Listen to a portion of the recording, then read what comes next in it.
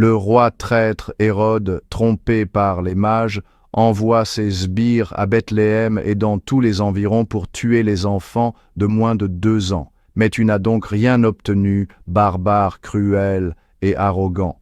Tu peux faire des martyrs, tu ne peux pas trouver le Christ. Ce tyran malheureux croyait que l'avènement du Seigneur notre Sauveur le renverserait de son trône royal.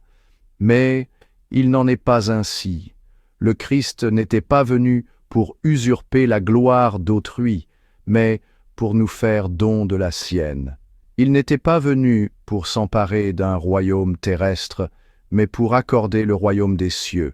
Il n'était pas venu pour voler des dignités, mais pour souffrir des injures et des sévices.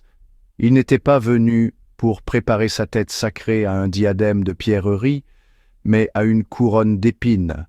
Il n'était pas venu pour siéger glorieusement au-dessus des sceptres, mais pour être bafoué et crucifié.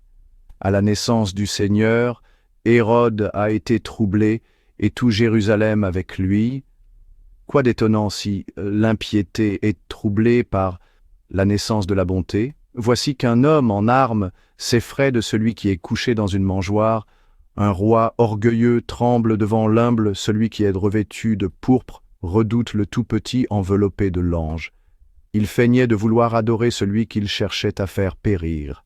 Mais la vérité ne craint pas les embûches du mensonge. La traîtrise ne peut pas trouver le Christ, car ce n'est pas par la cruauté, mais par la foi que l'on doit chercher Dieu, qui vit et règne pour les siècles des siècles. Amen.